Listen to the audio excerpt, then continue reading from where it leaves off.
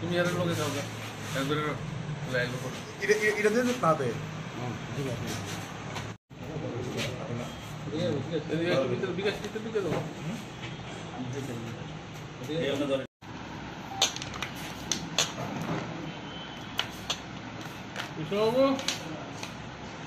কালকে আমাদের কাছে একটা ইনফরমেশন ছিল যে কলেস্টিলিয়া এবং আপনার জোহরি মোড়া এরিয়ার দিকে আপনার স্কুটি দিয়ে ঘুরে ঘুরে ড্রাগ সাপ্লাই করছে একটা গ্যাং আছে ইনভলভ এখানে।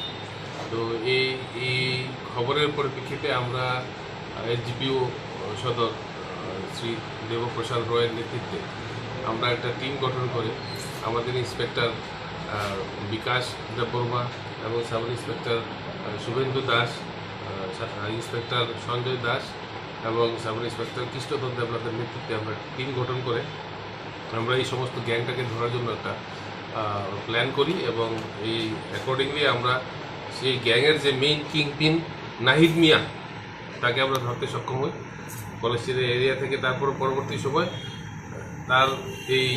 তার কাছ থেকে আমরা হিরোইনের 3টি সব কেস আমরা বরবাদ করি, সিজ করি।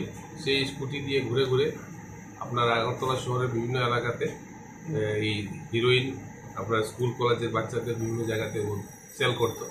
তার সঙ্গে একটা বড় একটা গ্যাং আছে, তাদের ভিতরে কিছু লোক আছে আপনার ফুলতলি এরিয়ার, আমতলি এরিয়ার এবং আরও কিছু পার্শ্ববর্তী এলাকার লোক আছে যারা এই ড্রাগগুলি সাপ্লাই করে।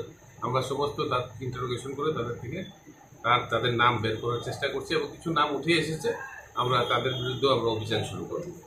বাজার মূল্য কত হবে? এগুলি তো বাজার মূল্য আনুমানিক 3 লাখ রুপিস। এখন অব্দি কতজন অ্যারেস্ট হয়েছে? একজনই নাহিদ মিয়া অ্যারেস্ট হয়েছে এবং আরো অনেকের নাম বেরিয়ে এসেছে। এটা গ্যাং বললাম না আপনার, এটা যারা নার্কোটিক গ্যাং হিসেবে তারা সাপ্লাই করে, এই গ্যাংয়ের একজন কিংপিন অ্যারেস্ট হয়েছে, তার বাড়ি জোহরের মোড়ে।